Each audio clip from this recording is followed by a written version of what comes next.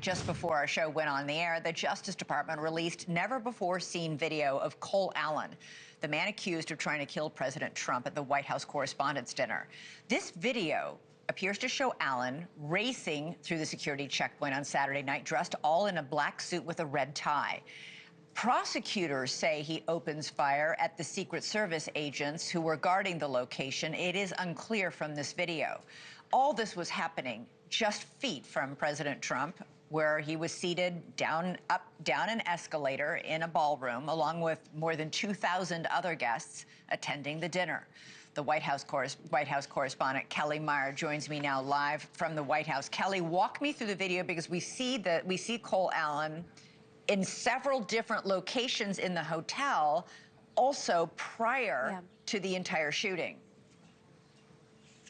And that's what's interesting and also eerie about it all, Elizabeth. If you watch the clip that's been posted by the Justice Department on X, it's about 6 minutes long, and it shows not only this moment, but it shows the night before, and it shows him taking his time, walking through the hallway, the same hallway that he returns to on Saturday, kind of getting a lay of the land. He even goes into the gym. He's wearing jeans, so he's not going in there to work out. He walks around the gym. He talks with hotel staff.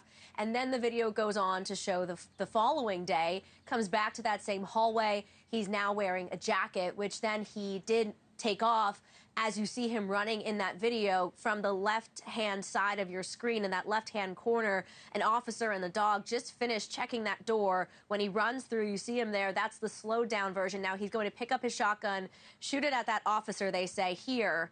And that's when they say the officer was shot. The reason we're talking about this, too, and kind of breaking it down is because there has been debate on whether this was friendly fire or it was the suspected gunman, Cole Allen, that shot him there. And the Justice Department was saying that it was a shot from the suspected gunman, and that's what they were arguing here and releasing in this video. It took about 7 seconds, I believe, Elizabeth, and after this, where you see he's then falls to the ground, and that was just feet, really, from where President Trump, the Vice President, members of the cabinet, as well as lawmakers and journalists, were inside that ballroom. Now, he did appear in court today here in Washington, D.C., and we know that his lawyer did not challenge the government's effort to keep him in federal custody, though they did argue ahead of the hearing that Allen should be released ahead of the trial, claiming he was, quote, not a danger to anybody. Allen's lawyer said that he is a devout Christian who has spent countless hours with church groups for as long as family and friends can remember.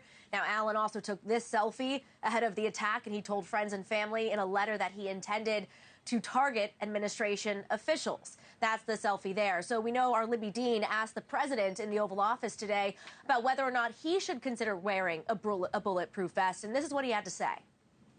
I don't know if I can handle looking 20 pounds heavier. I've been asked about that, and I guess it's something you consider. In one way, you don't like to do it because you're giving into a bad element. So the president there saying he doesn't know if he wants to wear one because he doesn't want to give in to what he calls a bad element. We also know Allen is being held in a safe cell with 24-hour lockdown. Elizabeth. Yeah, that video, Kellie, of him walking through the hallway, he appears at one point to be counting the doors. He's clearly, I don't know, to my sort of, non-law enforcement eye, casing the joint, so to speak. I'm not sure we'll see the extent of it here, but Kellie Meyer, thank you so much, reporting live from the White House. Thank you for watching. Subscribe below and download our NewsNation app right now on your phone, and you will get fact-based, unbiased news for all Americans.